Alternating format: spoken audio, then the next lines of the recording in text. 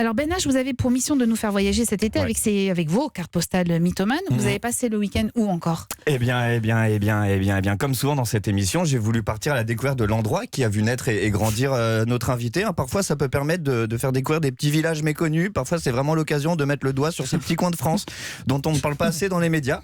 Et dans le cas de Jalil Lesper, enfilez vos bottes et prenez votre GPS, car notre invité est né dans le petit village méconnu et bucolique dont on ne parle pas assez dans les médias, Paris. Ouais, effectivement, c'est pas hyper dépaysant comme carte postale, quoi. Ouais. Pas terrible, et c'est aussi ce que je me suis dit, Eva. Et puis j'ai pensé au mec qui n'a jamais vu ou entendu quoi que ce soit sur Paris, vraiment rien, ça doit bien exister.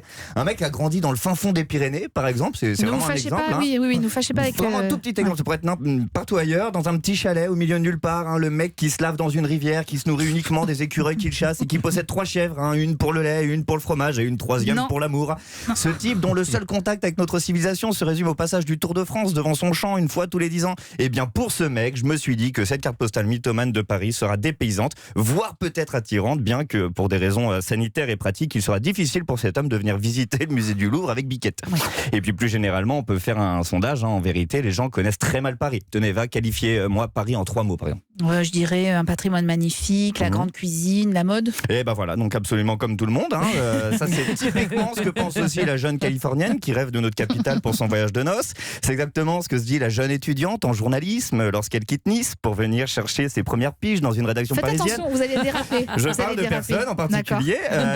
C'est aussi ce que se dit le petit chinois qui fabrique la petite tour Eiffel que vont acheter mes 2 premiers exemples une fois arrivés dans la capitale. Mais la vraie réalité, Eva, c'est que c'est ce que pense le jeune chroniqueur drôlatique qui habite dans le 18e et qui pense que Paris, désormais, c'est au glamour ce que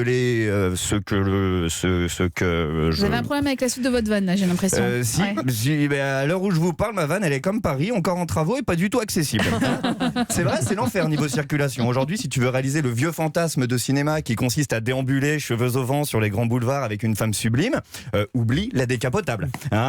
Essaye, tourne-toi à la limite vers la trottinette électrique. Avantage, tu auras les cheveux au vent. Inconvénient, à la différence de la décapotable, peu de chances qu'une femme sublime monte avec toi. Je ne sais pas si vous allez faire rêver votre ami des Pyrénées avec ce genre d'argument en même temps. C'est vrai. Le mieux à Paris maintenant, c'est clairement de marcher. Ça, c'est un vrai argument positif. De belles balades qui permettent effectivement de découvrir le formidable patrimoine de la capitale, tout en respirant le temps d'une balade. Un bol d'air bien pur, évidemment. Un Tibétain, tu le descends de l'Himalaya, tu le mets sur le périph' parisien, il meurt d'une crise d'asthme en 12 minutes. La ville bouge beaucoup quand même sur les questions de l'environnement. Soyez pas mesquin. Mais c'est vrai, il faut saluer ça. Mais malheureusement, c'est pas gagné. À côté de Paris, un pot d'échappement, c'est presque une chambre stérile encore.